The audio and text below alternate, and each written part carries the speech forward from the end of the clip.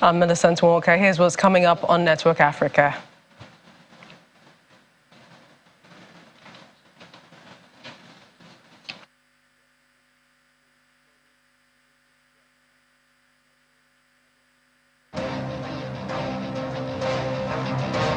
Parents of Uganda students missing after deadly attack provide DNA samples to identify their children, even as 20 suspects are arrested.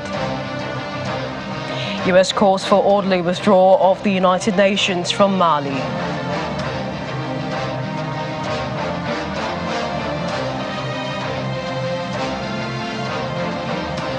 Plus, the Democratic Republic of Congo's opposition leader threatens to boycott December's election.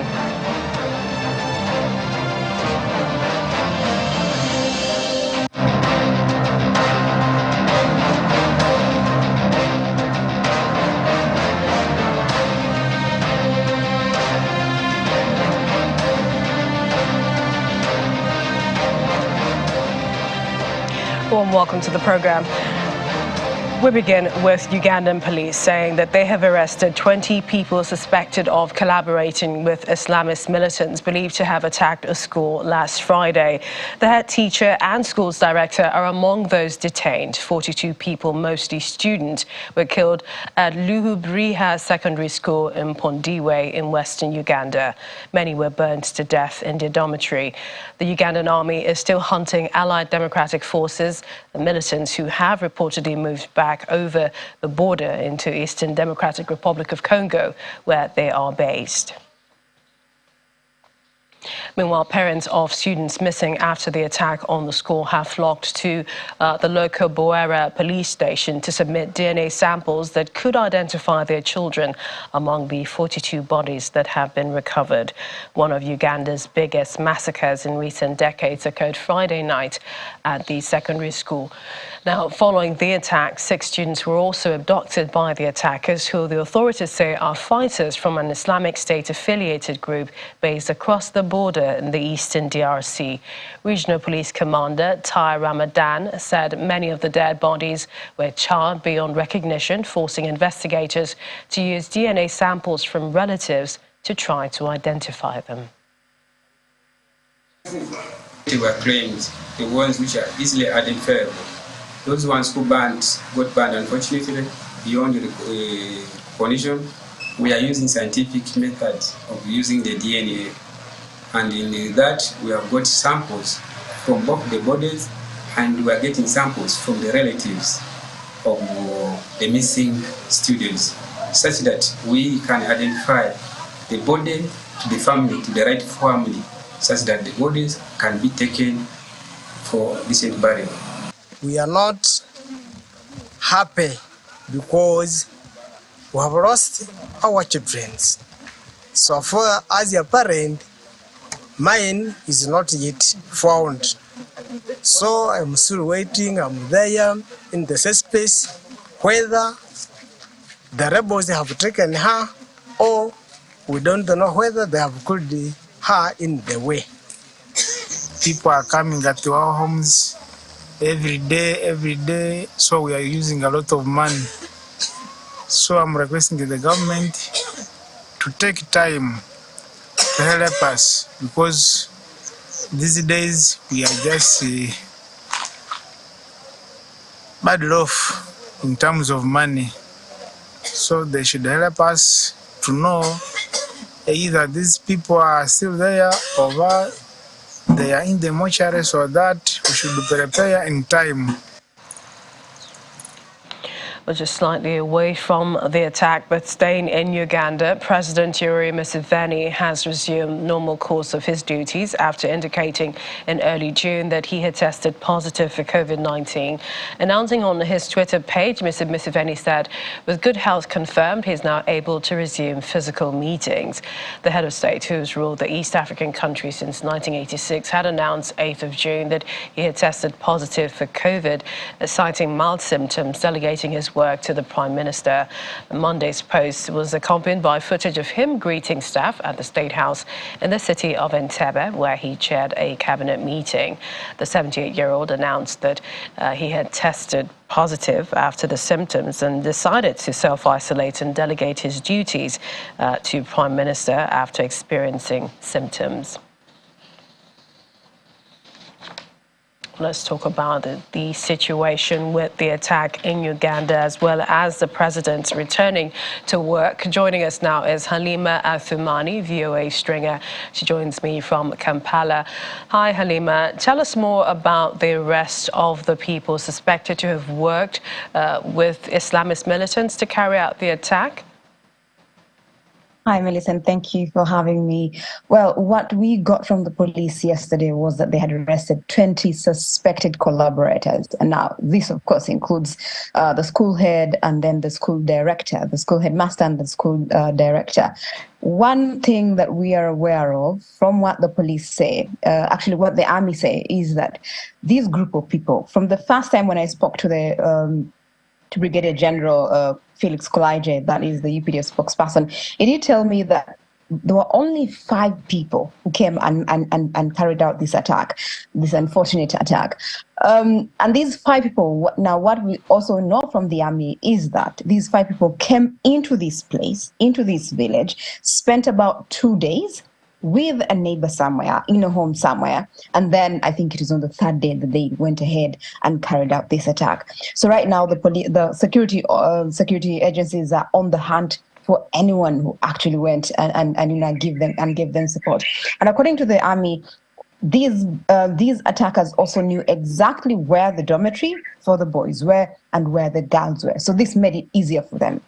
And that is why they decided to carry out the attack in the manner in which they did. For example, when they went to the boys' dormitory, they realized maybe the boys would fight back. So the first thing they did was close the door and then torch the dormitory, which included starting with burning some of the mattresses.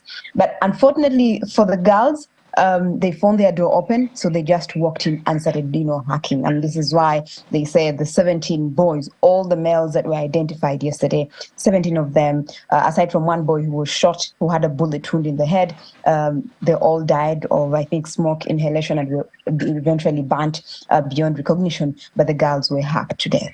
This must be a very difficult time for parents of the victims. We also understand that some of them are submitting DNA samples to identify their loved ones. How is this panning out? I mean, this is going on. By yesterday, the police did inform us that they had so far identified 25 bodies. 2 bodies, the relatives had not yet picked them up, but they were ready for pickup. And of course, the DNA sampling continues. Remember, we had 37 students who were killed, 37 young children between the ages of 12 to 25 at this school. So, I mean, there's a lot of despair and every parent is coming in. Everyone just wants to see their child at least one last time, even though they're not going to see them in the same state that they last saw their child. And so this is going on. Parents are willing, parents are, going to the school and collaborating and collaborating with the police and the security officers, especially the forensics team, to make sure that each person gets their child back or is able to get the body of their child. Perhaps in the wider part of the country, in other areas, what's been the reaction in terms of the mood following this horrific act? Well, I will start with the president, who is now back on his duties. The president did send a condolence message because I think he identified, some 2-3 adults who were killed during this attack. The rest of the country is rather peaceful. Of course, when people talk about it, they shudder in fear and they shudder in distraught about what they've heard, what they've seen. The last thing you would expect right now. The last thing you'd want to know, especially Uganda is a country where so many children go to boarding school. So if you're a parent and you know your child is in boarding school, the last thing you want to know is the school was attacked and your child was killed. So there's a lot of fear, of course, but the army has come out and the security agencies have come out to assure the nation they know they are safe. One of the questions I did ask the Brigadier General Felix Kulaije was, this area is one of the areas where you'd expect that this is under the UPDF watch. what happened? Was it a church close by? What happened? How did this attack take place? And then he said, no, these were very few people, who came in, blended with the people in the area. I mean, there's not much difference between people who live in Uganda, especially Kasese and Pondo area, and the other side of DRC. So they almost look like, that happens in many African countries, especially the border areas. They almost look the same. So you would not easily identify a stranger. So yes, but here they were. They came in, they carried out the attack. So there's a lot of fear. And also Kasese, had just come back. This week actually was a week for Kasese to celebrate the return of their king, to celebrate, the return of the soldiers who were at the King's Palace about 10 years back when the King's Palace was, attacked and so many people killed. So when news broke out last week that, the king is able to return, all the charges against him were being dropped, against the soldiers were being dropped. Kasese, was now rife with life. It was supposed to be party after party. Unfortunately, they are hit with this sad news of an attack, of killing of their children being killed. Indeed, unfortunately. So in terms of the measures that are being taken now to address the security lapse and prevent an immediate or future occurrence, what is being done? I mean, we are discussing security. Security agencies are not going to tell you now we've deployed here, we've deployed there. Right now, all we know is that there is an active pursuit, as you mentioned earlier, of the attackers, an active pursuit, or to try and bring back their abducted children. Unfortunately, this is something that I cannot confirm, but I think there's a video going around which we are yet to confirm, talking about how girls or something like that are being, butchered. We are praying and hoping that it is not the few children who were abducted. So yes, security is going around. Security has been beefed up in Kasese. Security has been beefed up at the border post. But also remember, this is DRC and Uganda, very many porous borders. So it is going to be beyond. It's going to be stretching the army beyond its capacity to actually make sure that the whole border area, is protected, is watched 24/7. VOA's Halima Athumani, live for us in Kampala. Thank you, Halima. Thank you for having me. Well, away from Uganda, the U.S. State Department is calling for an orderly and responsible drawdown of UN peacekeeping mission in Mali, known as MINUSMA, following Bamako's call for its departure without delay. The U.S. says it is concerned about the effects this decision will have on the security and humanitarian crisis impacting the Malian people, and will continue to work with partners in West Africa to help them tackle the urgent security and governance challenges they face. The U.S. State Department added that the military-led Malian government must adhere to all its commitments, notably transferring power to an elected civilian administration by March 2024. Mali accuses MINUSMA, whose current mandate expires next week, of failing to respond to security challenges.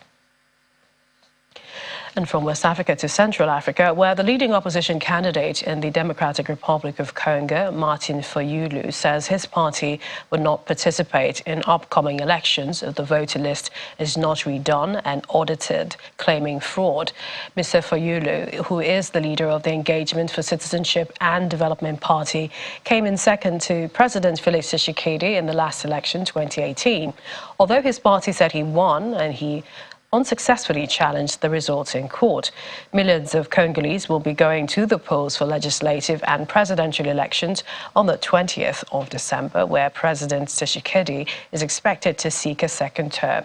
However, Congo's electoral body, the Independent National Electoral Commission, said they hired 5 international experts in May to review its electoral list, and they declared it reliable.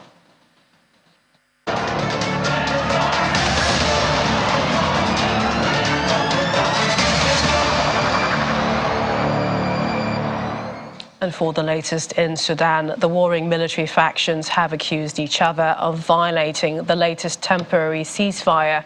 The Sudanese army said the paramilitary Rapid Support Forces, RSF, had carried out an attack in North Darfur for a second consecutive day. On Monday, the Red Cross had said the ceasefire was not being respected, and they had to abort an operation to transfer wounded soldiers to a hospital. Earlier, residents in the capital, Khartoum, reported a lull in fighting meeting, saying they had heard no airstrikes, artillery or other fighting there. US and Saudi mediators had announced the 72-hour truce on Saturday. Previous truces have been poorly observed.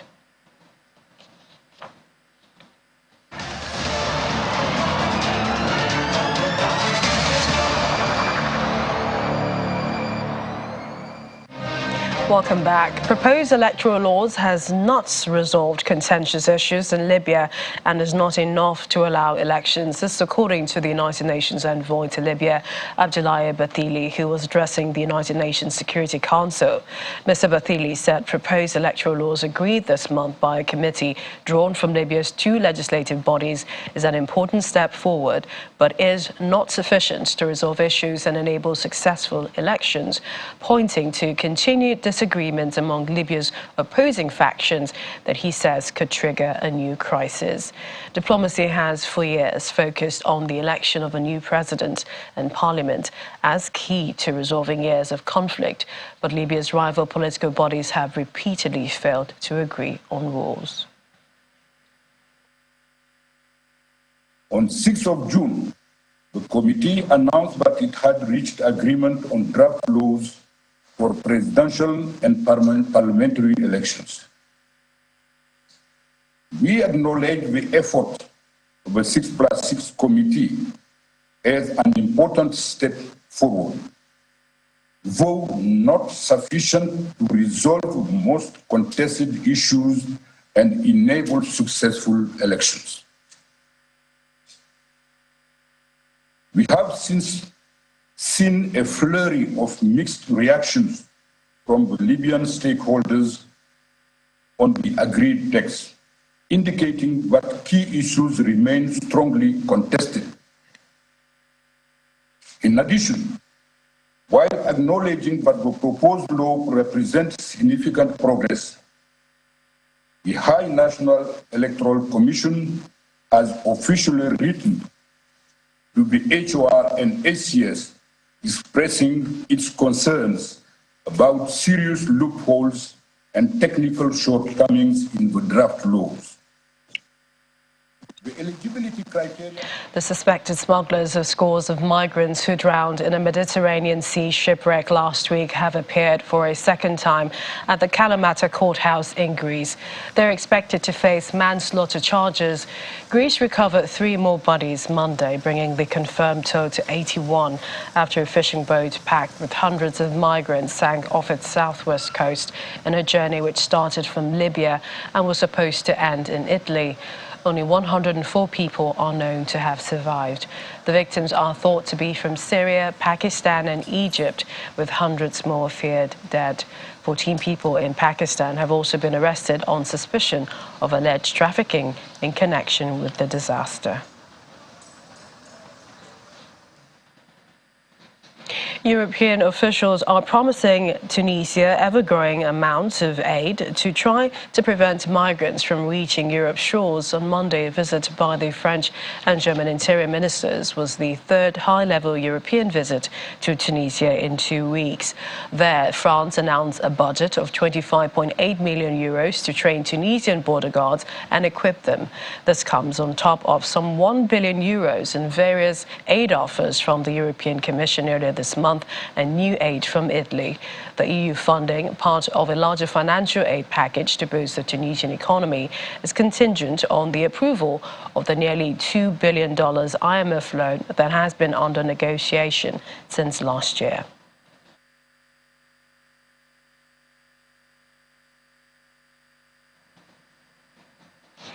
Every year on June the 20th, the world observes World Refugee Day to highlight the plight and vulnerability of refugees across the world. The UN commemorates this day as a reminder of the challenges faced by millions of people forced to flee their homes and countries, also offering an opportunity to create awareness and advocate for the rights of refugees. This year's theme is Hope Away from Home. According to the United Nations, the world is witnessing the highest levels of displacement on record. An unprecedented 70.8 million people around the world have been forced from home by conflict and persecution at the end of 2018. Among them are nearly 30 million refugees, over half of whom are under the age of 18. There are also millions of stateless people who have been denied a nationality and access to basic rights such as education, healthcare, employment, and freedom of movement. To talk more about this, human rights activist Olatunji Lanre-Baruwa joins us now for more. Welcome to the program. Thank you for having me. And how would you describe the significance of this year's theme, Hope Away from Home? The theme for this year, Hope Away from Home, is to emphasize and highlight the plight of refugees around the world, to highlight their resilience and the challenges they've had to face, having been driven away from home by persecution, violence, conflict, disaster. You know, different factors account for the displacement of people forcibly away from their homelands. And some of them don't even have anything to do with conflicts that we have a whole lot of across the African continent and the world right now. But some had to do with disaster, some had to do with ecological and environmental issues and concerns. So this year's theme, Hope Away from Home, is to actually highlight their plight and resilience, to showcase their struggles to the world, and to also, you know, build solidarity with countries and build collaboration for people to come together and ensure that refugees are restored to their status before their displacement. In that way, we can restore some bit of humanity into their life, having lost everything, fleeing from their homes. And one wonders or asks the question on this day, will there ever be peace? Can peace be complete? And will we always have to live with conflict or something else? The UN says that the refugee agency in Africa says around 30 million internally displaced persons, refugees, asylum seekers live on the continent. That's almost 1/3 of the world's refugee population. Now, as a rights activist yourself, how much has been done, do you think, for these rights to be protected? Well, they are complicated question, and the answers are also complicated because enforcing the refugee rights, especially in the continent of Africa, is a very, very cumbersome process. And you have to have everybody back on the table to look at the origin where we started from in 1961, the 1961 Convention, a Refugee Convention, which many countries were signatories to. There was also, I think, in 1967, a Refugee Convention of the OAU, the then OAU, the organization that preceded the AU, which many African countries were signatories to. We've also moved away from there. We've had the Convention on Human Rights and Human and People's Rights on the continent, which almost 54 countries are signatories to. But you see that most of these treaties that are bilateral, multilateral, many of them there are no elements installing them for enforcement. You can't compel nations who disregard some of these treaties. There's no penalty for it. It was done on the assumption and basis that we are solidarizing with each other and collaborating together, offering hands of hope to people who have been displaced through, by violence and war, or maybe some usurpation of power. If you look at what is happening in Ukraine today, Ukraine probably has more than 6 million refugees outside of their country. About 14 million people have been displaced in Ukraine.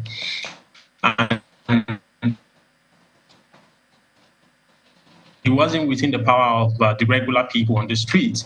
It is battles between great powers. But enforcing the rights of refugees within countries where they are where they are domiciled, where they are fled to, is going to need collaboration of everybody, the international body, the UNHCR, the United Nations, even the regional bodies in those places, and a certain level of monitoring to ensure compliance, monitoring to ensure that people are being supported. If refugees are within a particular border, you should be able to give access to healthcare, give them access to education, give them access also to some social benefits. Let them be able to enroll for work, not that they will need certain requirements to be able to engage in work. Let them have access to healthcare. Essentially, you have a lot of most of the displaced people forcibly chased away from their countries are women and children. And when you take away healthcare from them, you endanger the rest of their life, even in the places where they are fled to. So is enforcement generally, and it's going to be difficult to enforce a global treaty within sovereign nations. So you will see, that's why the theme for this year, away from home, is also seeking solidarity and collaboration among nations. Perhaps our next discussion should really be talking about how Africa can insulate its own and, try to help, with what we are seeing. But that will be another conversation for another day. We'd like to thank you, human rights activist Olatunji Larry Baruwa. Thank you for joining us on the program. Thank you for having me. Well, we end the program in Kenya, where two-time Olympic gold medalist Eliud Kipchoge dropped in on rally divers Odds Tanak and Pierre-Louis Lubet ahead of this week's return of the World Rally Championship to Kenya. The marathon world record holder joined the M Sport teammates as they planted trees as a show of solidarity with the 38-year-old's commitment to the environment. They also exchanged gifts with Kipchoge at a school near Kipchoge's training base on the outskirts of Kaptagat. The Safari Rally Kenya, which takes place from June 22nd to 25, is the 7th round of the 2023 WRC season, with Tanak currently 3rd in the overall standings and Lubet occupying 13th position. For his part, Kipchoge will be hoping to improve on a disappointing last outing at the 2023 Boston Marathon when he returns to Berlin to compete in its World Marathon Major in September. And that's having set his world record time of 2 hours, 1 minute and 9 seconds at its 2022 edition.